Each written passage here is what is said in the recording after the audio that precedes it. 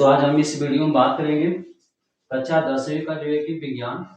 और विज्ञान के जानते हैं कि जो है कि 3 भाग होते हैं, भौतिक विज्ञान, रसायन विज्ञान और जो है कि जीव विज्ञान। ठीक है, इसमें का जो है कि हम कौन सा भाग देखेंगे, तो हम देखेंगे जो है कि भौतिक विज्ञान। कौन सा जो है कि भाग देखेंगे? भौतिक विज्ञान। और भौतिक विज्ञान में जो है कि पहला जो चैप्टर होता है वो होता है आपका जो है कि प्रकाश का परावर्तन। क्या होता है? प्रकाश का परावर्तन, जिसे हम कहते हैं रिफ्लेक्शन ऑफ लाइट। ठीक है ना। तो यहाँ पे जो है कि इस चैप्टर में जो है कि आपका वही जो है कि टॉपिक जो है कि क्लियर किए जाएंगे जो आपके बोर्ड में जो है कि बार बार पूछे जाते हैं। ठीक है ना। जो इस प्रकार से यहाँ पे टॉपिक को जो है कि दिखाया गया है, जैसे प्रकाश है, प्रकाश के गुण जो आपके जो है कि यहाँ से प्रश्न बनते हैं। फिर जो है कि दर्पण देखेंगे, फिर जो है कि हम देखेंगे समतल दर्पण में बने प्रतिबिंब के गुण। ये जो है कि आपके एग्जाम में जो है कि यहाँ से भी प्रश्न बहुत ज्यादा पूछे जाते हैं।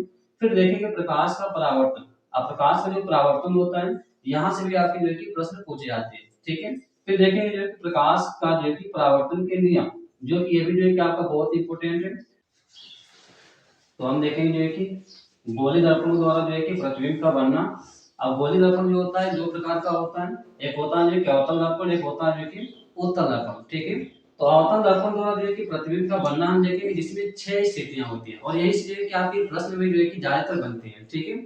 6 स्थितियों में से जो है कि आपका जो है कि कोई ना कोई स्थिति जो है कि आपके बोर्ड के एग्जाम में पूछ ले जाते हैं। ठीक है। या तो जो है कि लॉन्ग में बनेगा तो सीधे पूछ लेगा कि अवतल दर्पण द्वारा जो है कि सभी स्थितियों में बने प्रतिबिंब का जो है कि स्थिति निर्धारण कीजिए। ठीक है। ये इस प्रकार से जो है कि लॉन्ग में बनेगा, नहीं तो इसमें से काट के आपके छोटे प्रश्न बनाए जाते हैं। ठीक है। अगला जो है कि आपका है उत्तल दर्पण। तो उत्तल दर्पण द्वारा प्रतिबिंब का बनना हम देखेंगे। ठीक है, ये भी आपका इंपॉर्टेंट होता है, इसमें केवल 2 ही स्थितियां आपको पढ़नी है।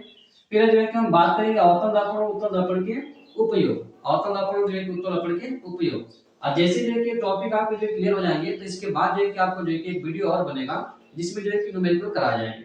क्या कराए जाएंगे? जो है कि न्यूमेरिकल्स जो है कि कराए जाएंगे इस चैप्टर के। ठीक है। और बात है कि ये जो वीडियो है कौन कौन जो है कि बच्चे देख सकते हैं, किस किस जो है कि बोर्ड के बच्चे देख सकते हैं। ये जो है कि देख सकते हैं जो है कि यूपी बोर्ड के बच्चे। ठीक है ना। यूपी बोर्ड हो गया जो है कि एमपी बोर्ड, और जो है कि बिहार बोर्ड के बच्चे क्या कर सकते हैं, इस जो है कि वीडियो को देख सकते हैं, क्योंकि सिलेबस जो होता है लगभग जो है कि सबका समान होता है, एनसीईआरटी जो है कि पैटर्न होता है। ठीक है ना। तो चलिए हम बात करते हैं कि एक एक करके जो है कि टॉपिकों के बारे में, जो कि आपके एग्जाम की दृष्टि से जो है कि मोस्ट इंपोर्टेंट जो है कि टॉपिक्स हैं। ठीक है। तो चलिए आगे हम बात कर लेते हैं। तो बात करते हैं जो है कि प्रकाश के बारे में। तो प्रकाश क्या होता है? ठीक है। प्रकाश क्या होता है? तो प्रकाश जो होता है एक प्रकार की ऊर्जा होती है। प्रकाश एक प्रकार की ऊर्जा होती है जो हमारे दृष्टि ज्ञान को जागृत करती है, अर्थात हम कह सकते हैं जिसके कारण किसी भी वस्तु को देख पाते हैं। ठीक है। तो बस सिंपली इसका परिभाषा आप लिख सकते हो। यदि पूछ लेता है कि प्रकाश क्या है, तो आप लिख सकते हैं जो है कि प्रकाश एक प्रकार की जो है कि ऊर्जा होती है जो हमारे दृष्टि ज्ञान को जागृत करती है, या अर्थात जो है कि जिसके कारण हम किसी भी वस्तु को देख पाते हैं। लेकिन प्रकाश जो होता है वो स्वयं दिखाई नहीं देता है। प्रकाश स्वयं दिखाई नहीं देता है, वो अदृश्य होता है। ठीक है। तो मैं यहाँ पे इसकी परिभाषा लिख दिया हूँ कि प्रकाश एक प्रकार की जो है कि ऊर्जा है जो हमारे दृष्टि ज्ञान को जागृत करता है। ठीक है ना। तो इस चीज को याद रखिएगा। अगला हम बात करते हैं कि प्रकाश के गुण के बारे में। तो ये जो है कि आपका मोस्ट इंपोर्टेंट है, यहाँ से आपको जो है कि प्रकाश के गुण पूछे जाते हैं कि प्रकाश के कौन कौन से जो है कि गुण होते हैं। ठीक है ना। तो चलिए इस गुण को हम देख लेते हैं। तो पहला गुण क्या होता है? तो पहला गुण यह होता है कि प्रकाश जो है कि सीधी रेखा में गमन करता है। प्रकाश प्रकाश जो है कि सीधी रेखा में क्या करता है? गमन करता है। ठीक है। प्रकाश जो है सीधी रेखा में गमन करता है। यह हो गया इसका जो है कि पहला गुण। दूसरा गुण क्या होता है? जब प्रकाश जो है कि गमन कर रहा है, चल रहा है, ठीक है, जो प्रकाश जो है कि चल रहा है, गमन कर रहा है, तो ये किस चाल से चल रहा होगा? ठीक है ना। किस चाल से जो है कि चल रहा होगा, तो इस चीज को हम देख लेते हैं कि इसकी चाल कितनी होती है। तो प्रकाश की जो चाल होती है वायु या निर्वात में, निर्वात किसको बोलते हैं? जहाँ पे कोई माध्यम ना हो, हवा भी ना हो, ठीक है ना, उसे हम निर्वात कहते हैं। तो वायु या निर्वात में इसकी जो चाल होती है 3 × 10⁸ मीटर प्रति सेकेंड। आप इसको किलोमीटर में कहो तो 3 लाख किलोमीटर प्रति सेकेंड, अर्थात एक सेकंड में जो है कि 3 लाख किलोमीटर प्रकाश क्या करता है? दूरी तय करता है। ये होती है प्रकाश की चाल। ये जो है कि बहुत ही इंपॉर्टेंट है। आपका जो है कि सीधे विकल्पी प्रश्न यहाँ से बनते हैं। सीधा जो है कि विकल्पी प्रश्न पूछा जाता है कि वायु या निर्वात में प्रकाश की चाल कितनी होती है। तो इस चीज को याद रखेंगे, 3 × 10⁸ मीटर प्रति सेकंड होता है। अगला जो है कि गुण हम बात करते हैं प्रकाश का। तो तीसरा गुण है प्रकाश जो होता है जब जो है कि गमन करता है तो किस रूप में चलता है, तो विद्युत चुंबकीय तरंग के रूप में जो है कि गमन करता है, चलता है। ठीक है, अब कहेंगे जो कि विद्युत चुंबकीय तरंग क्या होता है, तो 9th क्लास में जो है कि आप पढ़ चुके हैं जो है कि ध्वनि वाला चैप्टर, फिजिक्स में जो है कि आपका आखिर जो है कि चैप्टर है ध्वनि। तो ध्वनि में जो है कि आपको सिखाया गया होगा जो है कि तरंग तरंग जो होता है दो प्रकार का होता है, यांत्रिक तरंगे होती है, विद्युत चुंबकीय तरंगे होती है। यांत्रिक तरंगे किसे कहते हैं, तो वे तरंगे जो माध्यम में चलती है उन्हें कहते हैं यांत्रिक तरंगे, जैसे ध्वनि तरंगे हो गया, रस्सी में उत्पन्न तरंगे हो गया, जल में उत्पन्न तरंगे हो गया। ठीक है, दूसरा जो होता है विद्युत चुंबकीय तरंगे, तो वे ये जो है कि वे तरंगे होती है जो माध्यम और जो निर्वात दोनों में गमन करती है। ठीक है, जैसे जो है कि आपका हो जाएगा जो है कि बोल सकते हैं प्रकाश हो गया। ठीक है, आप अल्फा किरण होगी, ठीक है, गामा किरण होगी, ये सारी जो क्या होती है विद्युत चुंबकीय तरंगों में आती है। अगला हम बात करते हैं जो है कि प्रकाश का जो है कि चौथा गुण। ठीक है, तो प्रकाश जो होता है इसकी तरंग दैर्घ्य कितनी होती है, तो इसकी तरंग दैर्घ्य होती है जो कि 4000 से लेकर जो है कि 8000 एंगस्ट्रॉम के बीच होता है। कितना होता है, 4000 से लेकर जो है कि 8000 एंगस्ट्रॉम के बीच होता है। ठीक है, अब बात करते हैं कि एंगस्ट्रॉम क्या है, तो एंगस्ट्रॉम जो है कि दूरी का मात्रक होता है, दूरी का जो है कि क्या है छोटा मात्रक होता है। तो एक एंगस्ट्रॉम बराबर कितना होता है, तो एक एंगस्ट्रॉम बराबर होता है जो है कि 10 की पावर जो है कि -10 मीटर। कितना होगा, 10 की पावर जो है कि -10 मीटर होता है। तो एक एंगस्ट्रॉम बराबर कितना होगा, 10 की पावर जो है कि -10 मीटर होता है। ठीक है, ये डाटा भी आप याद रख सकते हैं। चलिए अगला जो है कि हम टॉपिक बात करते हैं, तो अगले टॉपिक जो है कि आपका है दर्पण। क्या है जो है कि दर्पण। तो दर्पण क्या होता है, तो यदि हम बात करें जो कांच लेते हैं, कांच की जो है कि दो पृष्ठ होते हैं। कांच के कितने पृष्ठ होते हैं, दो पृष्ठ होते हैं। जैसे मान लो कि ये कांच है, तो कांच का जो है कि एक ये पृष्ठ हो जाएगा और ये जो है कि दूसरा पृष्ठ हो जाएगा। ठीक है, कांच का क्या हो जाएगा, ये एक पृष्ठ, ये जो है कि दूसरा पृष्ठ हो जाएगा। ठीक, तो एक पृष्ठ को हम कलाई कर देंगे तो दूसरा पृष्ठ बन जाता है परावर्तक पृष्ठ। परावर्तक पृष्ठ किसको बोलते हैं, जिसपे प्रकाश जो है कि आकर टकराएगा और फिर वापस जो है कि उसी माध्यम में चला जाता है। तो जहां से वो टकरा के जो है कि जिस सतह से टकरा के वापस जाता है उसी को बोलते हैं परावर्तक पृष्ठ। तो चलिए हम देखते हैं कि दर्पण क्या, बात करें कि दर्पण के बारे में। तो दर्पण क्या होता है, तो जैसे हम क्या करते हैं कि हम कांच लेते हैं, कांच के दो पृष्ठ होते हैं, एक पृष्ठ को कलाई कर देते हैं तो दूसरा पृष्ठ क्या बन जाता है कि परावर्तक पृष्ठ। ठीक है ना, क्या बन जाएगा, परावर्तक पृष्ठ। परावर्तक पृष्ठ जो एक बन जाता है। ठीक है, तो इस प्रकार से बने निकाय को हम दर्पण कहते हैं। परावर्तक पृष्ठ क्यों बोले, क्योंकि जब प्रकाश आएगा तो इसी सतह से टकरा कर जो है कि पुनः उसी माध्यम में वापस लौट जाता है। ठीक है, इसलिए जो है कि जिस सतह से टकरा के जाता है उसी सतह को हम बोलते हैं परावर्तक जो है कि पृष्ठ। ये जो घटना होती है इसी घटना को हम कहते हैं प्रकाश का परावर्तन, जो कि आपका ये चैप्टर है प्रकाश का परावर्तन है। ठीक है ना, तो चलिए अब जो है कि हम बात करते हैं कि दर्पण के बारे में आगे। तो दर्पण जो होता है ये दो प्रकार का होता है आपका, जो कि एक होता है समतल दर्पण, एक होता है जो कि आपका गोली दर्पण। तो समतल दर्पण किसे कहेंगे, तो वे दर्पण जिसका परावर्तक पृष्ठ समतल हो उन्हें हम कहते हैं समतल दर्पण। क्या कहते हैं, जो कि समतल दर्पण कहते हैं। जैसे कि यहाँ पे जो दर्पण बना है ये समतल दर्पण ही है। क्या है, जो कि समतल दर्पण ही है, जिसमें जो है कि हम अपना चेहरा देखते हैं वो भी जो है कि एक समतल दर्पण होता है। कैसा होता है, समतल दर्पण होता है। ठीक है ना, अगला जो है कि आपका है दूसरा जो प्रकार होता है वो होता है जो है कि गोली दर्पण। तो गोली दर्पण जो होता है इसको कैसे बनाते हैं, तो कांच का जो है कि खोखला गोला लेते हैं, कांच का जो है कि खोखला गोला लेते हैं और इसको बीच से ऐसे काटा जाता है। जब काटते हैं तो एक कटोरे का एक रूप लेता है जैसे। ठीक है ना, तो वहां पर जैसे काटेंगे तो इसके दो हिस्से होंगे। एक हिस्से को जो है कि हम क्या करते हैं कि दो पृष्ठ होंगे, इसके दो भाग होंगे इसके। ठीक, और इस दोनों के जो है कि दो दो पृष्ठ होंगे, एक पृष्ठ ये हो गया, एक पृष्ठ ये हो गया, इसका भी एक पृष्ठ ये हो गया, एक पृष्ठ ये हो गया। तो हम करते क्या है कि इसका जो है कि बाहर का पृष्ठ कलाई कर देते हैं तो अंदर का पृष्ठ बन जाएगा जो है कि परावर्तक पृष्ठ, और इसका जो है कि अंदर का जो है कि पृष्ठ कलाई कर देते हैं तो ये बन जाता है जो है कि आपका जो है कि ये भी एक गोली दर्पण बन जाता है। तो ये दोनों क्या है, गोली दर्पण है। इसी में से आपका जो है कि एक अवतल होगा, एक जो है कि उत्तल होगा। आप कौन सा अवतल है कौन सा उत्तल है बात करें हम, तो जिसका परावर्तक पृष्ठ अंदर की ओर धंसा होता है उसे हम बोलते हैं जो है कि अवतल दर्पण। क्या बोलते हैं, जो है कि अवतल दर्पण। जैसे कि देख सकते हो ये जो है ये जो है कि आपका है अवतल दर्पण। ठीक है, इसका परावर्तक पृष्ठ जो है कि अंदर की ओर धंसा हुआ है। तो अवतल दर्पण किसे कहेंगे, तो वे गोली दर्पण जिसका परावर्तक पृष्ठ अंदर की ओर दबा होता है उसे हम जो है कि अवतल दर्पण कहते हैं। ठीक है ना, क्या कहते हैं, जो है कि अवतल दर्पण कहते हैं। उत्तल दर्पण किसे कहेंगे, तो वे दर्पण जिसका परावर्तक पृष्ठ जो है कि बाहर की ओर उभरा होता है, बाहर की ओर उभरा होता है उसे हम कहते हैं जो है कि उत्तल दर्पण। ठीक है, तो ये इसका परावर्तक पृष्ठ है जो बाहर की ओर उभरा हुआ है। ठीक है ना, तो ये हो जाएगा आपका जो है कि उत्तल दर्पण। तो यहाँ से छोटा जो है कि आपका प्रश्न बन जाता है कि उत्तल दर्पण से आप क्या समझते हैं, अवतल दर्पण से क्या समझते हैं। ठीक है ना, तो चलिए आगे हम जो है कि सबसे इम्पोर्टेंट जो है कि आपका टॉपिक आगे देखते हैं लोग, समतल दर्पण में बने प्रतिबिंब के गुण, जो आपके जो है कि एग्जाम में जो है कि बहुत पूछा जाता है यहाँ से, ठीक है। यहाँ से जो है कि विकल्पीय प्रश्न भी बनते हैं और जो है कि आपके 2-3 नंबर के जो है कि प्रश्न भी यहाँ से बनते हैं। तो चलिए हम देखते हैं समतल दर्पण में बना प्रतिबिंब कैसा होता है, ठीक है। तो हमने लिया है यहाँ पे जो है कि एक समतल दर्पण, हमने क्या लिया है जो कि समतल दर्पण लिया है, और ये जो समतल दर्पण है इसके सामने हम एक वस्तु रखी है। ये वस्तु मान लेते हैं कि ए बी एक वस्तु है, ठीक है ना, ए बी जो है कि एक वस्तु है, ठीक। अब इस वस्तु से एक प्रकाश कण जा रही है जो है कि मुख्य इसके समांतर जा रही है, अर्थात हम कह सकते हैं कि जो समतल दर्पण होगा इसको जो है कि लंबवत ये गिरेगी। जब जो है कि इस पर लंबवत पड़ेगी तो हम जानते हैं कि वो जब लंबवत पड़ती है कोई भी किरण तो उस सतह से टकरा कर वापस उसी रास्ते पे उसी पथ पे वापस लौट जाती है, ठीक है। दूसरे प्रकाश कण को गुजारते हैं इसकी जो है कि दूर से, जितना एंगल जो है बनाती हुई जाती है मुख्य अक्ष से, जितना एंगल जो है बनाती हुई जाती है उतने एंगल पे जो है कि रिफ्लेक्ट भी होती है, मतलब परावर्तित होती है, ठीक है। अब क्या होगा, ये दोनों किरणें हैं, ये जब आगे जाती है तो कहीं पे मिलती नहीं है, और जब नहीं मिलेंगी तो इसका प्रतिबिंब जो है कि बनेगा नहीं आगे। तो अब क्या करेंगे इसको, तो हम इसको पीछे मिलाते हैं। तो जैसे हम इसको पीछे मिलाते हैं जो कैसे, इसको डार्क करके दिखाएंगे कि वास्तव में नहीं मिल रही किरणें, वास्तव में जो किरणें जा रही है तो सामने जा रही है, ठीक है।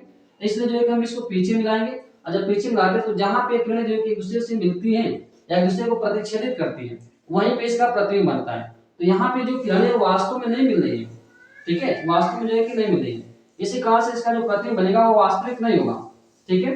तो यहाँ पे जो है कि जो प्रतिबिंब बनेगा वो कैसा होगा, आभासी होता है।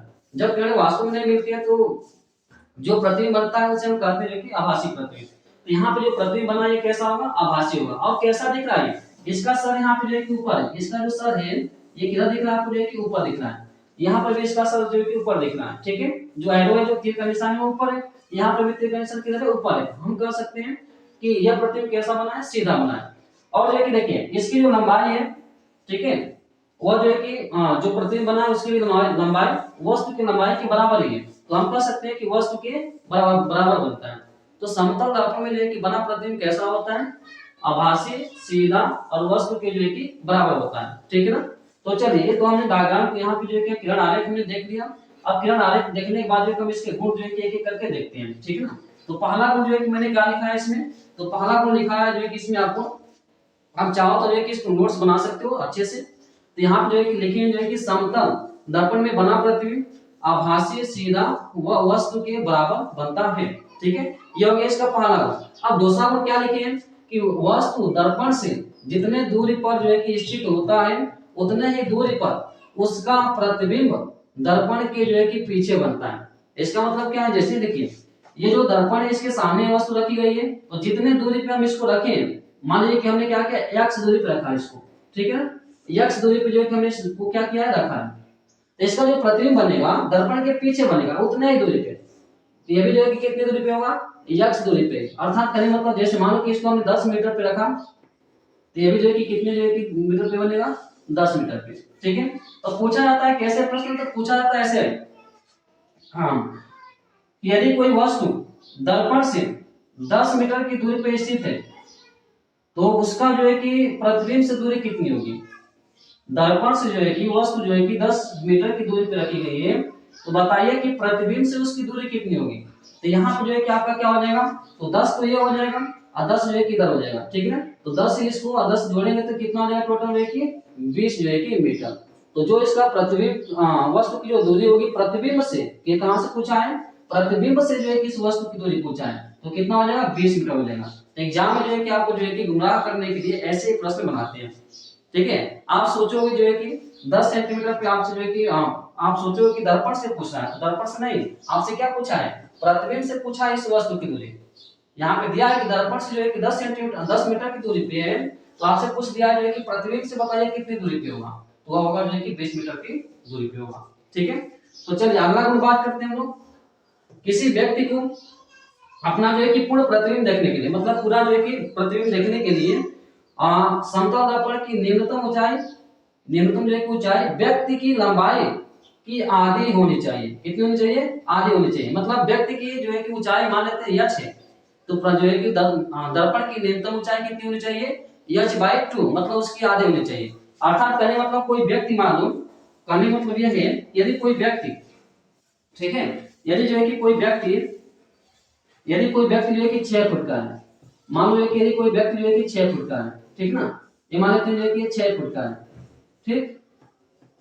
यदि कोई व्यक्ति जो है कि 6 फुट का है, तो जो समतल दर्पण होगा उसकी ऊंचाई कितनी होगी, तो इस व्यक्ति की आधी लेनी पड़ेगी। इसका पूरा प्रतिबिंब देखने के लिए, इसका पूरा जो है कि प्रतिबिंब देखने के लिए कितनी लेनी पड़ेगी, इसकी आधी। तो आधी मतलब जो है कि h/2। तो यहाँ पे क्या हो जाएगा, 6 फुट लिए हो तो यहाँ पे जो है कि h का मान रख दो, कितना हो जाएगा, आधा मतलब जो है कि 3 फुट। कितना हो जाएगा, 3 फुट, ठीक है।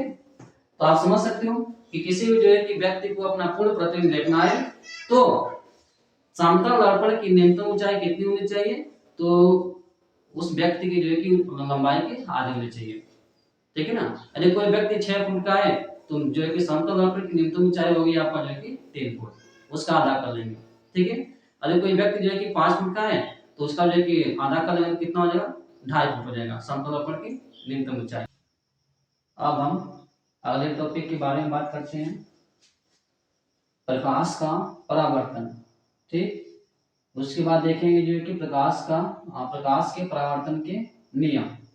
तो प्रकाश का परावर्तन को चलिए हम समझते हैं कि होता क्या है। तो जब जो है कि प्रकाश किसी चिकने और पलिशदार सतह पे आपतित होता है तो उस सतह से टकराकर पुनः उसी माध्यम में वापस लौट जाता है। इस घटना को ये कहते हैं प्रकाश का परावर्तन। इस घटना को ये क्या कहते हैं, प्रकाश का परावर्तन कहते हैं। जैसे कि आप यहाँ देखिए, ये कोई प्रकाश किरण जो है कि निकल के आ रही है किसी सोर्स से, ठीक है ना। तो यहाँ से कोई प्रकाश किरण जो है कि सतह पे आ रही है। ये सतह कैसा है, जो है कि ये है जो है कि चिकना या जो है कि पलिशदार सतह है। ये कैसा सतह है, चिकना और जो है कि पलिशदार सतह, ठीक है ना। तो ये कैसा है, जो है कि सतह चिकना, ठीक ना। अब इस सतह से जो है कि प्रकाश किरण टकरा करके पुनः उसी माध्यम में वापस लौट जाती है। यही घटना कहलाती है प्रकाश का परावर्तन, ठीक है। क्या कहलाती है, प्रकाश का परावर्तन, ठीक है। जैसे कि मैं यहाँ पे जो है कि आपका परिभाषा में जो है कि यहाँ पे लिख चुका हूँ कि जब प्रकाश किसी चिकने व पॉलिशदार सतह पर आपतित होता है तो प्रकाश उस सतह से टकराकर पुनः उसी माध्यम में लौट जाता है। इस घटना को प्रकाश का परावर्तन कहते हैं, ठीक है। अब इससे संबंधित जो है कि कुछ बिंदु हम देख लेते हैं। जैसे कि आपतित किरण क्या होती है, तो जो किरण जो है कि सतह पे गिरती है या आती है उसे ही हम कहते हैं आपतित किरण। क्या कहते हैं, आपतित किरण कहते हैं। और जो किरण इस सतह से टकरा कर वापस जा रही है, जो किरण इस सतह से टकरा कर वापस जा रही है उसे कहते हैं हम जो है कि परावर्तित किरण। क्या कहेंगे, परावर्तित किरण कहते हैं, ठीक है ना। अब क्या करते हैं कि जो सतह है इसके जो एक लंबवत एक लाइन जो है ड्रा करते हैं बीच में, जिसे हम कहते हैं जो है कि अभिलंब। और अभिलंब को दिखाते हैं जो कि हम एन से, किससे दिखाते हैं, एन से दिखाते हैं, ठीक है ना। अब अगला जो है कि देखते हैं बिंदु क्या है, तो आपतन कोण। आपतन कोण क्या होता है, तो आपतित किरण और अभिलंब के बीच बने कोण को ही कहा जाता है आपतन कोण। आपतित किरण और अभिलंब के बीच बने कोण को आपतन कोण कहते हैं, ठीक है। अब जिसे जो है कि हम आई से दिखाते हैं, किससे दिखाते हैं, आई से। और यहाँ पे क्या जो है कि दूसरा जो है कि आपका परावर्तन कोण है। तो परावर्तन कोण किसे कहेंगे, तो परावर्तित किरण तथा अभिलंब के बीच बने कोण को परावर्तन कोण कहते हैं, जिसे हम आर से दिखाते हैं। जिसे हम किससे दिखाएंगे, आर से दिखाएंगे। फिर से देख लीजिए, आपतन कोण, आपतित किरण तथा अभिलंब के बीच बने कोण को कहते हैं आपतन कोण, ठीक। परावर्तित किरण तथा अभिलंब के बीच बने कोण को कहते हैं परावर्तन कोण। आपतन कोण को आई से दिखाते हैं, परावर्तन कोण को जो है कि आर से दिखाते हैं, ठीक है। और जहां से जो है कि प्रकाश टकरा के जाता है जिस बिंदु से, उस बिंदु को कहते हैं, उस बिंदु को कहते हैं आपतन बिंदु। क्या कहते हैं, आपतन बिंदु कहते हैं, ठीक है ना। और ये क्या किया गया है, तो ये जो है कि कलाई की गई है, लाल अक्षर चाहे जो भी हो, ठीक है ना। अब देखिए आगे हम बात करते जो है कि प्रकाश परावर्तन के नियम। अगला टॉपिक क्या है आपका, जो है कि हमने देख लिया जो है कि समतल दर्पण में प्रतिबिंब का बनना, ये देख लिया। फिर हमने देख लिया प्रकाश का परावर्तन जो है कि बहुत ही इंपॉर्टेंट है। फिर उसका जो है कि प्रकाश के परावर्तन के नियम, ये भी जो है कि आपका क्या है, बार बार जो है कि परीक्षा में पूछा जाता है। तो चलिए आगे हम देखते हैं प्रकाश का परावर्तन के नियम। तो इसके जो है कि 2 नियम होते हैं। इसके कितने नियम होते हैं, 2 नियम होते हैं, ठीक है ना। तो चलिए हम बात करते हैं कि पहला नियम क्या होता है। तो पहला नियम क्या होता है, ध्यान से समझिए। पहले जो है कि ये जो किरण आरेख की चीज में जो है कि हम समझ लेते हैं कि पहला नियम क्या है। तो जो आपतित किरण होती है और जो परावर्तित किरण है, ठीक, आपतित किरण कामा परावर्तित किरण तथा इनके बीच खींचा गया विलंब तीनों एक ही तल में होते हैं। तीनों क्या होते हैं, एक ही तल में होते हैं। ठीक है, मतलब जो है कि ऐसे प्रकाश किरण जो है कि आ रही है, ऐसे प्रकाश किरण आ रही है और इस सतह से टकरा कर जो है कि वापस जो है कि चली जा रही है और इसके बीच में क्या है, अविलंब है। तो तीनों जो है कि एक ही तल में जो है कि है। यही आपका है जो है कि पहला नियम, प्रथम नियम। ठीक है ना। तो यहाँ पे मैं क्या लिखा हूं, आपतित किरण, ठीक है, कामा परावर्तित किरण तथा इनके बीच खींचा गया अभिलंब तीनों एक ही तल में होते हैं। ठीक है, तो यह है जो है कि पहला नियम। द्वितीय नियम के बारे में बात करें कि दूसरा नियम क्या होता है। तो दूसरा नियम जो है कि बहुत आसान है। इसमें जो है कि आपका दूसरा नियम है कि जो है कि दूसरा नियम क्या है, तो आपतन कोण सदैव परावर्तन कोण के बराबर होता है। आपतन कोण सदैव परावर्तन कोण के क्या होगा, बराबर होगा। ठीक है ना। तो द्वितीय नियम में ये आपतन कोण सदैव परावर्तन कोण के बराबर होता है। अर्थात हम कह सकते हैं, जो है कि अर्थात एंगल आई बराबर एंगल आर।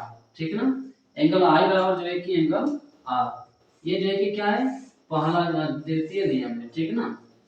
तो द्वितीय नियम में क्या है कि जो आपतन कोण होता है वो सदैव परावर्तन कोण के बराबर होता है। ठीक है, कहने का मतलब क्या है कि जैसे जैसे मान लीजिए कि आप इस किरण को जो है कि नीचे खींचते हैं, ठीक है ना, नीचे लाते हैं, तो आपतन कोण का मान जो है कि बढ़ेगा। आपतन कोण का मान क्या होगा, बढ़ेगा। तो जितना आपतन कोण का मान बढ़ेगा उतना जो है कि परावर्तन कोण का मान भी बढ़ता है। ये किरण जो है कि नीचे आएगी तो ये किरण भी क्या होती है, नीचे आएगी। तो हम कह सकते हैं कि परावर्तन कोण का भी मान बढ़ेगा। और जैसे जो है कि ये किरण अभिलंब के पास आती है तो आपतन कोण का मान घटेगा। वैसे ये किरण जो है कि ये भी अभिलंब की तरफ भागेगी तो परावर्तन कोण का मान भी घटेगा। तो इसलिए कहा गया है कि सदैव आपतन कोण सदैव जो है कि परावर्तन कोण के बराबर होता है। आपतन कोण सदैव परावर्तन कोण के बराबर होता है। यही क्या है कि आपका द्वितीय नियम है। चाहे तो आप इसको नोट कर सकते हैं, ठीक ना, आप जो है कि इसको नोट कर सकते हैं। जो है कि आप, तो मैं यहाँ से साइड में हो गया, आप चाहो तो जो है कि इसका नोट्स बना सकते हो आसानी से। सारी चीजें मैं इस पे लिख देता हूँ, समझा भी देता हूँ सारी चीजें। ठीक है ना, तो आप इसको नोट कर सकते हैं। तो बात करते हैं अगले टॉपिक के बारे में, गोलीय दर्पणों द्वारा प्रतिबिंब का बनना। ठीक, गोलीय दर्पणों द्वारा जो है कि प्रतिबिंब का बनना। गोलीय दर्पण जो होता है ये दो टाइप का होता है। एक होता है जो है कि अवतल दर्पण, दूसरा होता है आपका उत्तल दर्पण। तो पहले हम देखेंगे अवतल दर्पण द्वारा प्रतिबिंब का बनना। ठीक है, यहाँ से आपके जो है कि प्रश्न जो है कि छोटे भी बनते हैं और जो है कि बड़े भी बनते हैं। मतलब बहुविकल्पी प्रश्न भी बन जाते हैं और जो है कि आपके लॉन्ग प्रश्न भी बन जाते हैं। तो हम देख लेते हैं अवतल दर्पण द्वारा प्रतिबिंब का बनना। इसमें 6 स्थितियां संभव है। कितनी जो है कि स्थितियां संभव है इसमें, 6। ठीक ना। तो चलिए हम 6 को जो है कि एक बार एक एक करके जो है कि देखते हैं। तो पहले स्थिति में जो है कि वस्तु को हम कहाँ पर रखते हैं, तो पहले स्थिति में वस्तु को हम जो है कि दर्पण के सामने अनंत पर रखते हैं। कहाँ पर रखते हैं, अनंत पर रखते हैं। ठीक है, तो चलिए हम इस चीज को देखते हैं। तो यहाँ पे ये है जो है कि अवतल दर्पण के सामने एक वस्तु रखी गई है अनंत पर। कहाँ रखी गई है, अनंत पर रखी गई है। ठीक है, तो अनंत से जो है कि चलने वाली प्रकाश किरण, ये जो वस्तु से एक निकल के आ रही है प्रकाश किरण, मुख्य इसके समांतर है।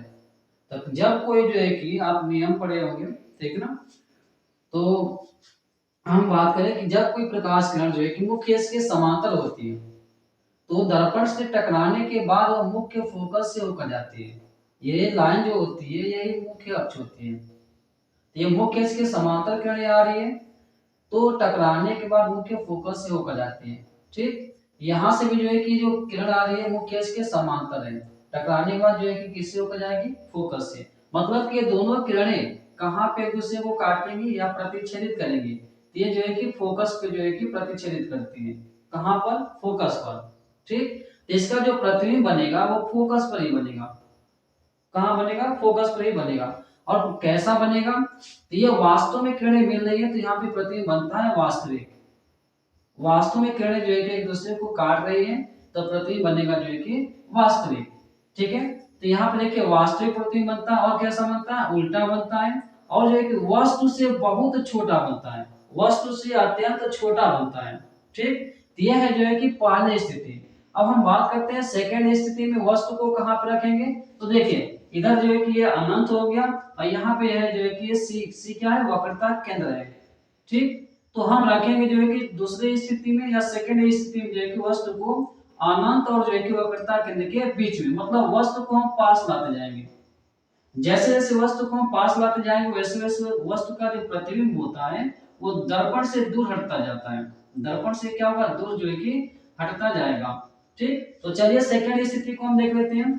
तो जब वस्तु अनंत व वक्रता केंद्र के बीच स्थित हो, ठीक है, तो यहाँ पे जो है कि इस जो है कि डायग्राम में इस जो है कि ठीक है, इस डायग्राम में देखते हैं तो ये वस्तु जो है कहाँ पर रखी गई है? यह है वस्तु जो कि रखी गई है जो है कि अनंत और जो है कि वक्रता केंद्र के बीच में। तो एक वस्तु से चलने वाले प्रकाश किरण है मुख्य अक्ष के समांतर। एक जो है कि वस्तु से चलने वाली प्रकाश किरण जो है कि मुख्य अक्ष के समांतर है। तो जब मुख्य अक्ष के समांतर आती है तो हमें पता है दर्पण से टकराने के बाद वो किससे होकर जाएगी? मुख्य फोकस से होकर जाएगी। दूसरी किरण को जो है कि गुजारा गया मुख्य फोकस से, और जब मुख्य फोकस से गुजारती है तो दर्पण से टकराने के बाद मुख्य अक्ष के समांतर हो जाती है। किसके समांतर हो जाएगी? मुख्य अक्ष के समांतर हो जाती है। और जहां पे किरणें दोनों एक दूसरे को काटेंगी या प्रतिच्छेदित करेंगी वहीं पे उस वस्तु का प्रतिबिंब बन जाता है। ये जो प्रतिबिंब बना है ये कैसा बना है? जो है कि तो वास्तविक क्यों? क्योंकि जो किरणें वो वास्तव में काट रही है एक दूसरे को। जब किरणें जो है कि वास्तव में एक दूसरे को काटती हैं तो उसका जो प्रतिबिंब बनता है वो वास्तविक होता है।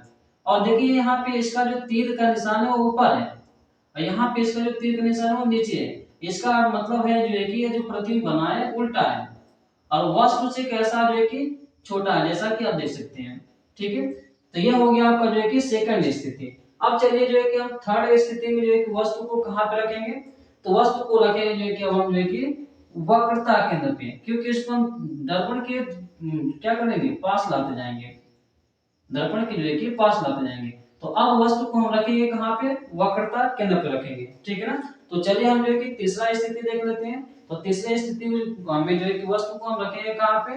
वक्रता केंद्र पे रखते हैं। ठीक है ना, तो यहाँ पे है जो है कि आपका तीसरा स्थिति, जब वस्तु वक्रता केंद्र पर स्थित हो।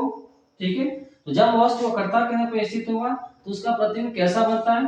तो चलिए हम देखते हैं। वो प्रतिबिंब बनेगा आपका वास्तविक, उल्टा और वस्तु के जो है कि बराबर बनता है। और बनता कहाँ पर है?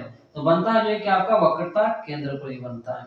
ठीक है, तो चलिए यहाँ पे देखते हैं किरण आरेख में। तो यह है जो है कि वस्तु ए बी क्या है? वस्तु है जो कहाँ पे रखी गई है? वक्रता केंद्र पर रखी गई है। एक प्रकाश किरण जा रही है मुख्य अक्ष के समांतर, एक प्रकाश किरण जा रही है मुख्य अक्ष के समांतर।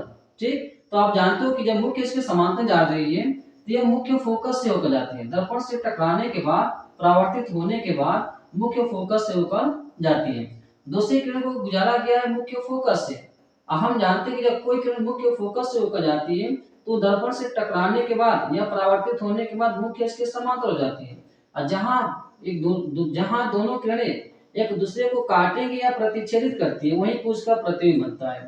ठीक, ये दोनों किरणें जो है कि वास्तव में काट रही हैं या प्रतिच्छेदित कर रही हैं तो यहाँ पे जो प्रतिबिंब बनेगा वो वास्तविक होगा। कैसा होगा? वास्तविक होगा। ठीक, तो वास्तविक हो जाएगा। और इसका जो है कि तीर जो है कि नीचे की तरफ है, यहाँ पे ऊपर की तरफ। यहाँ पर जो है कि इसका सर ऊपर था और यहाँ पे इसका सर जो है कि नीचे हो गया है। ठीक, तो इसका प्रतिबिंब कैसा बन गया? वास्तविक, उल्टा और वस्तु के जो है कि बराबर है, वस्तु के बराबर। ठीक है ना, तो ये जो है कि आप तीन स्थितियां याद रखेंगे। अब आप जो है कि बात करते हैं कि अगले तीन स्थितियों के बारे में। ठीक है, तो पहले बार जो है कि आप देख लेंगे फिर से कैसे प्रश्न कैसे पूछे जाते हैं। तो पूछे जाते हैं यहाँ पे लॉन्ग में भी सीधे पूछ सकते हैं कि अवतल दर्पण द्वारा जो है कि सभी स्थितियों में बने प्रतिबिंब की स्थिति के निर्धारण के लिए जो है कि किरण आरेख को दर्शाइए। किरण आरेख के माध्यम से जो है कि उनकी स्थितियों को दर्शाइए। या तो ये प्रश्न इसी में से जो है कि आपका काट के पूछा जाएगा कि जब वस्तु जो है कि अनंत और जो है कि वक्रता केंद्र के बीच स्थित हो तो उसका प्रतिबिंब जो है कि कैसा बनेगा, किरण आलेख के द्वारा जो है कि समझाइए। ठीक है, तो ऐसे काट करके आपके बीच में से प्रश्न जो है कि पूछे जाते हैं। ठीक, तो चलिए हम देखते हैं आगे की जो है कि 3 स्थितियां। ठीक है,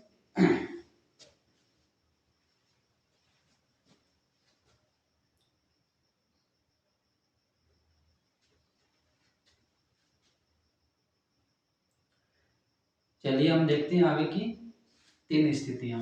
ठीक, तो अब जो है कि हम वस्तु को कहाँ पे रखेंगे, अब जो है कि वस्तु को हम रखेंगे जो है कि वक्रता केंद्र और जो है कि फोकस के बीच में।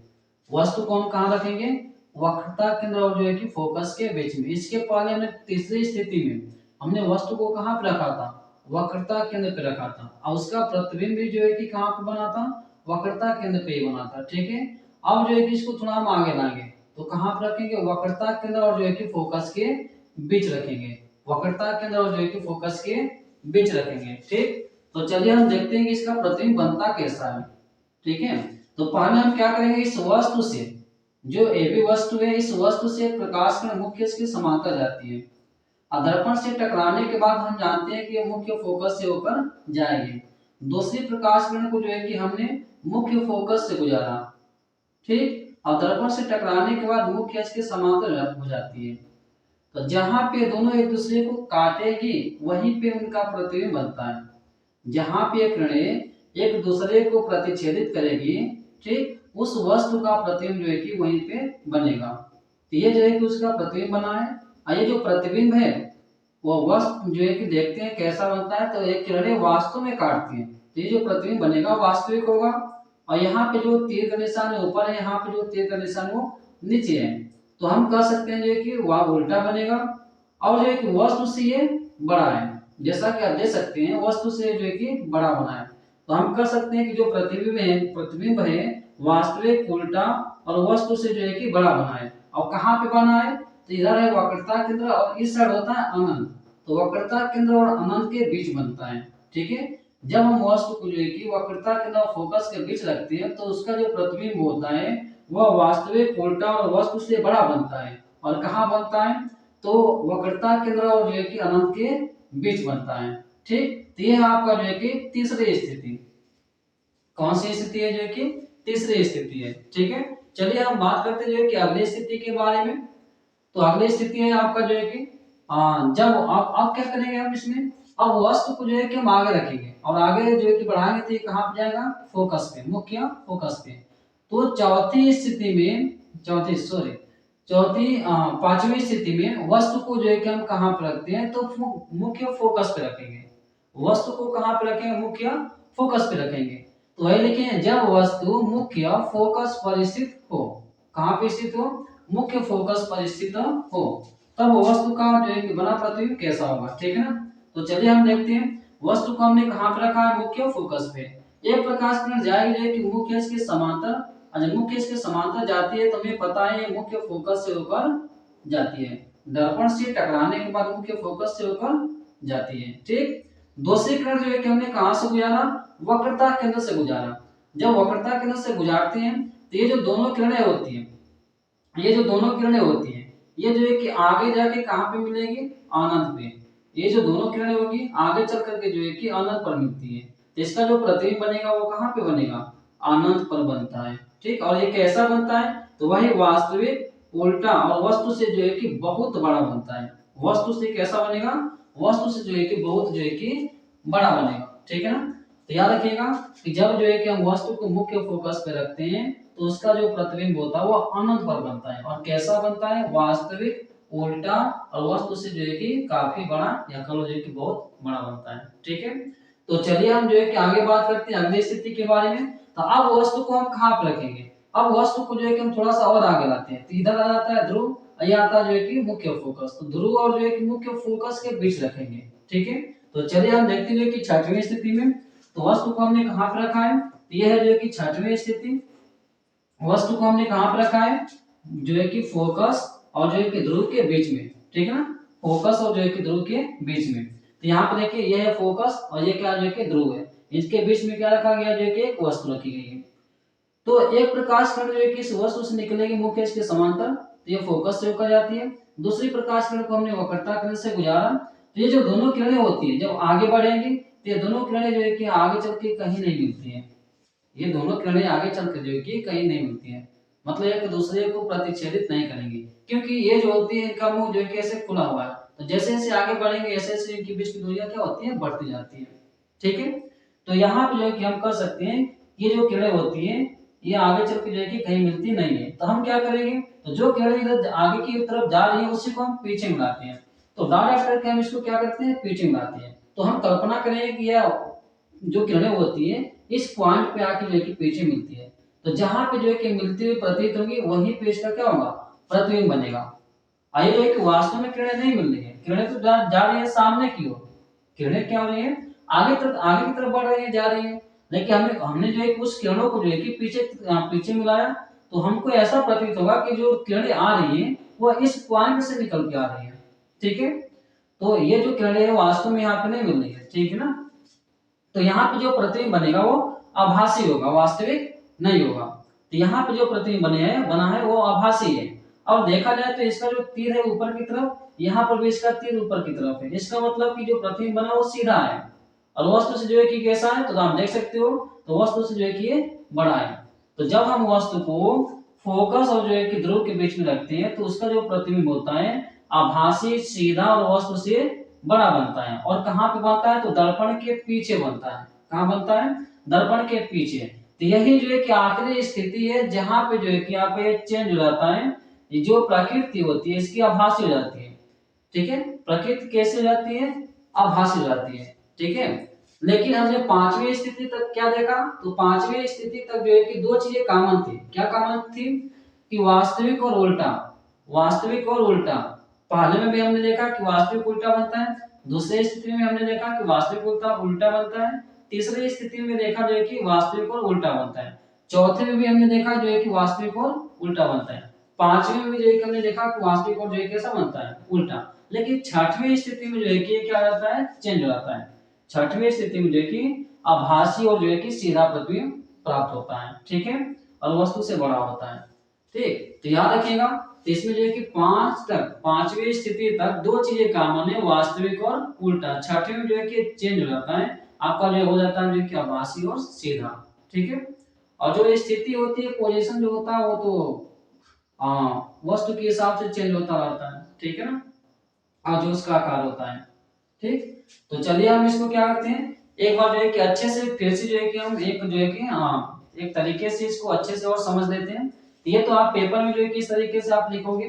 ठीक है ना, जैसे आपको मान लो कि पेपर में आ गया, यदि जो है कि मान लेते हैं कि वस्तु, यदि वस्तु जो है कि वक्रता केंद्र और जो है कि फोकस के बीच स्थित हो, तो उसके प्रतिबिंब को जो है कि किरण आरेख द्वारा दर्शाइए। तो आप लिखेंगे कैसे, तो लिखेंगे कि जब वस्तु वक्रता केंद्र और फोकस के बीच स्थित हो तो उसका बना प्रतिबिंब वास्तविक, उल्टा और वस्तु से बड़ा होता है। वास्तविक, उल्टा और वस्तु से बड़ा होता है। और बनता कहाँ पे है, तो बनता जो है कि वक्रता केंद्र और जो है कि अनंत के बीच बनता है। फिर उसके बाद जो है कि आप एक जो है कि किरण आरेख खींच लेंगे। तो ऐसे जो है कि आपके इसमें से काट के जो है कि 3 नंबर के प्रश्न बनाए जाते हैं, 2 नंबर के प्रश्न बनाए जाते हैं, और साथ में जो है क्या हो सकता है आपका वैकल्पिक भी प्रश्न इसी में से बना लिए जाते हैं। ठीक है, तो इस बात को आप याद रखेंगे। तो चलिए जो है कि हम इसको क्या करते हैं, एक तरीके से और समझ लेते हैं अच्छे से, ताकि जो है कि आपको जो है कि हमेशा के लिए याद रहेगा। ठीक, चलिए एक बार फिर से हम देख लेते हैं कि अवतल दर्पण में जो बना प्रतिबिंब होता है, ठीक है ना, सभी स्थितियों में एक ही बार में उसको जो है कि हम समझेंगे। ठीक है ना, तो चलिए देखते हैं। तो जैसे मान लीजिए कि ये जो है कि अवतल दर्पण, ये क्या है, अवतल दर्पण है, तो इसमें हम जो है कि 6 स्थितियों को एक ही बार में जो है कि समझेंगे। जैसे मान लीजिए कि है मुख्य अक्ष, ये क्या है, मुख्य अक्ष। यहाँ पे ले लेते जो है कि फोकस, यहाँ पे ले लेते जो है कि हम वक्रता केंद्र सी, और यहाँ पे क्या होता है जो कि इसका ध्रुव होता है। क्या होगा, ध्रुव होगा। अब जो है कि हम वस्तु को पहले रखते हैं जो है कि अनंत पर, वस्तु को पहले हम कहाँ रखेंगे, अनंत पर रखते हैं। तो जब वस्तु को हम जो है कि अनंत पर रखते हैं तो इसका जो प्रतिबिंब बनता है वो बनता है जो है कि फोकस पर। कहाँ बनेगा, जो है कि फोकस पर बनता है। ठीक है, ये जो प्रतिबिंब बनता है कैसा होता है, वास्तविक, उल्टा और वस्तु से जो है कि बहुत छोटा होता है। ये हो गया जो है कि पहली जो है कि स्थिति। ये कौन सी स्थिति हो जाएगी, पहली स्थिति। ठीक, अब दूसरी स्थिति में वस्तु को कहाँ पर रखते हैं, तो अनंत और जो है कि वक्रता केंद्र के बीच रखेंगे, अनंत और जो है कि वक्रता केंद्र के बीच रखते हैं। तो इसका जो प्रतिबिंब बनता है वो बनता है फोकस और जो है कि फोकस व वक्रता केंद्र के बीच बनता है। ये हो जाएगा इसका जो है कि सेकंड स्थिति। ये क्या हो जाएगा इसका सेकंड स्थिति। अब प्रतिबिंब कैसा बनेगा, वास्तविक, उल्टा और वस्तु से छोटा ही बनता है। और कहाँ पे बनता है, तो फोकस और जो है कि वक्रता केंद्र के बीच बनता है। ये हो गया सेकंड स्थिति। अब तीसरी स्थिति में हम कहाँ पे रखेंगे वस्तु को, तो हम रखते हैं जो है कि वक्रता केंद्र पे। कहाँ पे रखेंगे, वक्रता केंद्र पे। ठीक, इसका प्रतिबिंब कहाँ पे बनता है, तो वक्रता केंद्र पे ही प्राप्त होता है, बनता है। यह जो है कि कैसा होता है, तो यह भी जो है कि वास्तविक, उल्टा और वस्तु के बराबर होता है, वस्तु के बराबर। ठीक है ना, वस्तु का आकार जितना होगा उतना ही आकार जो है कि प्रतिबिंब का होगा। और कहाँ पे बन रहा है, जो है कि वक्रता केंद्र पे। यह है तीसरी स्थिति। चौथी स्थिति में कहाँ पे रखेंगे, तो वक्रता केंद्र और फोकस के बीच रखते हैं। तो ये जो है कि रख लेते हैं हम लोग, जो है कि वक्रता केंद्र और फोकस के बीच रख लेते हैं। तो ये हो जाएगी चौथी स्थिति। और इसका प्रतिबिंब कहाँ पे बनता है, तो अनंत और जो है कि वक्रता केंद्र के बीच बनता है, अनंत और जो है कि वक्रता केंद्र के बीच बनता है। कैसा बनता है, तो ये भी होगा जो है कि आपका वास्तविक, उल्टा और वस्तु के जो वस्तु से जो है कि बड़ा बनता है। वास्तविक, उल्टा उल्टा और जो है कि वस्तु से बड़ा। और कहाँ पे बनेगा, अनंत और वक्रता केंद्र के बीच प्राप्त होता है, बनता है। ठीक, अब जो है कि चौथी स्थिति होगी। अब पांचवी स्थिति के बारे में बात करें, तो पांचवी स्थिति में वस्तु को कहाँ पे रखते हैं, फोकस पर। कहाँ पे रखेंगे, फोकस पे रखते हैं। और इसका जो प्रतिबिंब होता है वो कहाँ पे बनेगा, तो ये बनता है जो है कि अनंत पर बनता है। कहाँ बनेगा, जो है कि ये अनंत पर बनता है। और कैसा बनेगा ये बनेगा जो है कि आपका वास्तविक, उल्टा और वस्तु से बहुत बड़ा, वास्तविक, उल्टा और वस्तु से बहुत बड़ा बनता है। ठीक है, ये हो गया पांचवी स्थिति तक जो है कि दो चीजें कॉमन है, वास्तविक, उल्टा। वास्तविक उल्टा इसमें भी बन रहा है, वास्तविक उल्टा इसमें भी बन रहा है, वास्तविक उल्टा इसमें भी बन रहा है, वास्तविक उल्टा इसमें भी बन रहा है, वास्तविक उल्टा जो है कि इसमें, मतलब पांचवी स्थिति तक जो है कि चीजें कॉमन है। लेकिन जो है कि वस्तु के स्थिति के अनुसार इसका आकार क्या हो रहा है, बदलता जा रहा है। क्या हो रहा है, आकार जो है कि बदलता जा रहा है। और इसका जो है कि पोजीशन, मतलब स्थिति भी बदलती जा रही है। लेकिन छठवीं स्थिति में क्या होता है, आप छठवीं स्थिति में रखते हैं कि ध्रुव और जो है कि फोकस के बीच में। तो जब छठवीं स्थिति में जो है कि ध्रुव और फोकस के बीच में रखते हैं, तो इसका जो प्रतिबिंब होता है वो पीछे प्राप्त होता है। मतलब इसका जो प्रतिबिंब होगा छठवीं स्थिति का, वो किधर बनता है, जो है कि पीछे बनता है। किधर बनेगा, जो है कि दर्पण के पीछे बनेगा। और कैसा बनता है, तो बनता है जो कि वस्तु से बड़ा बनता है। और कैसा हुआ, जो है कि सीधा प्राप्त होता है। तो ये हो जाएगा जो है कि छठवीं स्थिति। तो ये हो जाएगा आभासी, वहां जो है आभासी और जो है कि सीधा और वस्तु से बड़ा बनता है। ठीक है, तो ये है छठवीं स्थिति। तो एक ही बार में हमने क्या किया, सारी स्थितियों को जो है कि यहाँ पे समझ लिया। तो ये आपकी याद करने के लिए जो है कि सबसे अच्छा तरीका होता है। आप इस तरीके से क्या कर सकते हैं, आसानी से याद कर जो है कि रख सकते हैं। ठीक है ना, ताकि आपके पेपर में जो है कि कहीं से भी जो है कि इसमें से पूछे तो आप आसानी से जो है कि इसको बना सको।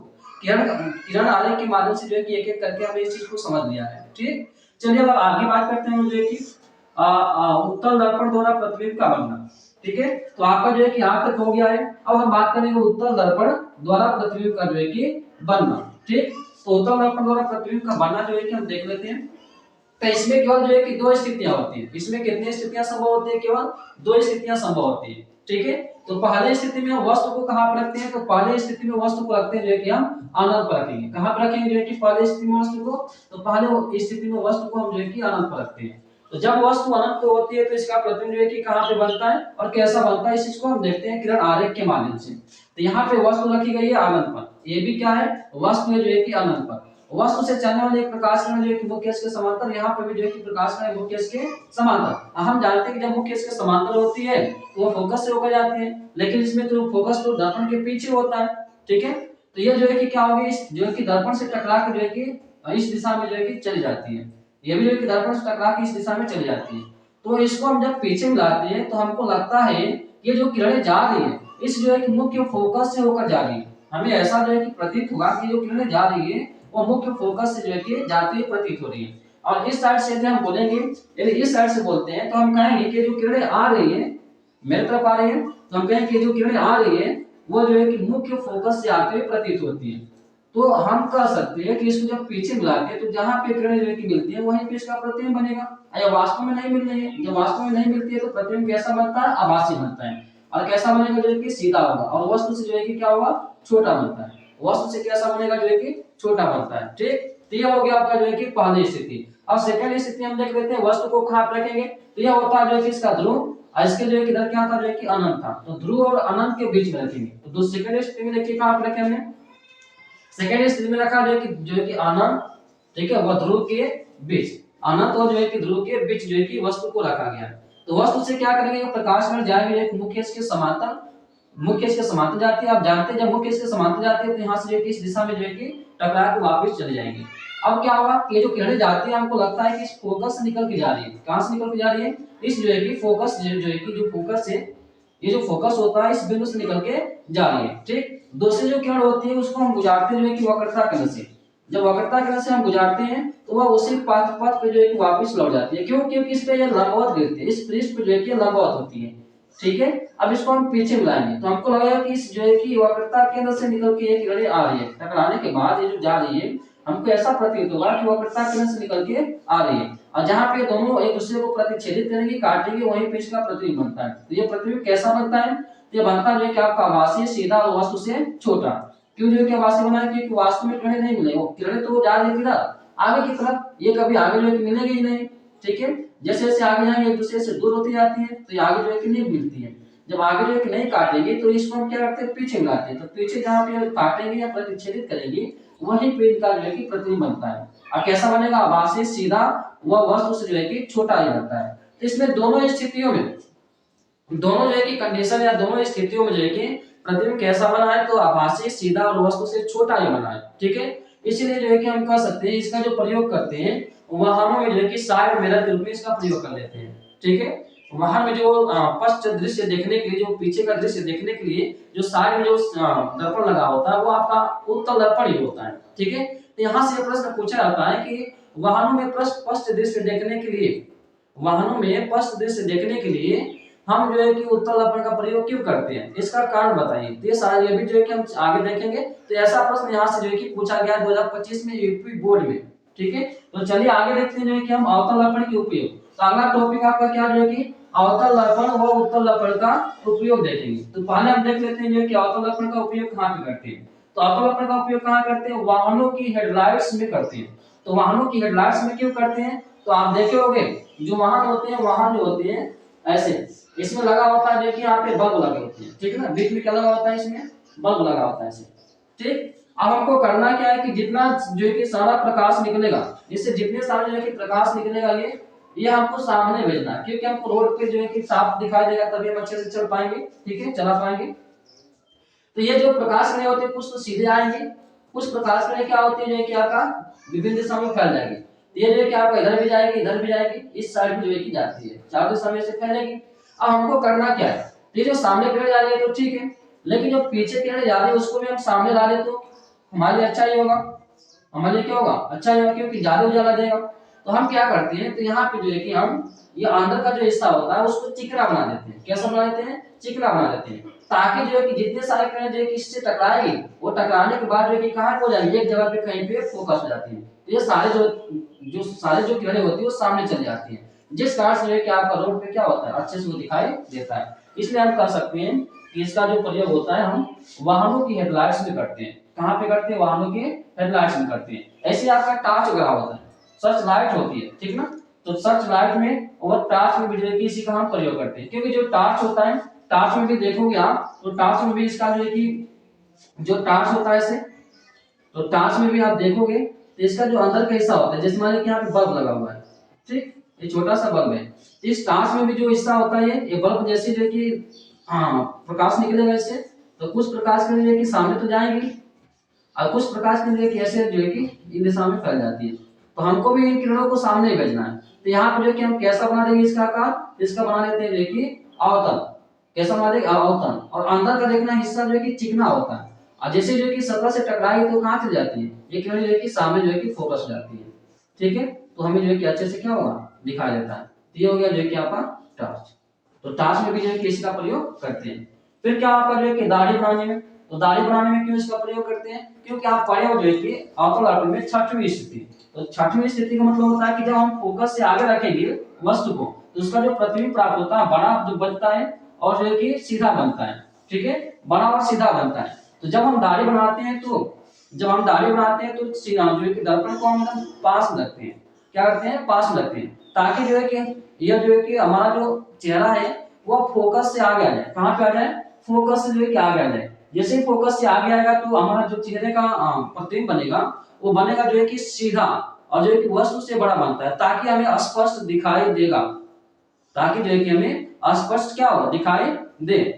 ठीक है, तो इसलिए जो है कि हम क्या करेंगे, दाढ़ी बनाने में जो है कि हम इसका प्रयोग कर लेते हैं। फिर जो है कि दंत चिकित्सा में, तो दंत चिकित्सा में कैसे करते हैं, जैसे मान लो कि दांत वगैरह जो है कि खराब हो जाता है, तो जो दांत के जो डॉक्टर होते हैं वो करते क्या है, तो दांत वगैरह को जो है कि जो सड़ जाता है तो उसको देखने के लिए, ठीक ना, या दंत चिकित्सा में मान लो कि प्रयोग किस लिए किया जाता है, तो दांत वगैरह की जो है कि देखने के लिए जो है कि हम क्या करेंगे, इस दर्पण का प्रयोग कर लेते हैं। क्यों करते हैं इसका, क्योंकि जैसे हम जो है कि दांत के पास ले जाते हैं तो हमें पता होता है कि जैसे ये फोकस से आगे जाएगा, कोई भी वस्तु फोकस से आगे जाती है तो उसका प्रतिबिंब सीधा और बड़ा बनता है। तो हम उसको जो है कि दर्पण जो होता है वो दांत के पास ले जाते हैं, तो दांत जो होता है वो फोकस से आगे जाता है, जैसे फोकस से आगे आएगा तो उसका प्रतिबिंब बड़ा बनेगा, और जब बड़ा बनेगा तो डॉक्टर को आसानी से जो है कि वो दिखाई देता है। ठीक है, इसलिए हम क्या करते हैं जो कि दंत चिकित्सा में इसका प्रयोग कर लेते हैं। अगला क्या जो है कि डॉक्टर जो है कि कान, नाक व गले के जांच के लिए जो है कि प्रयोग करते हैं।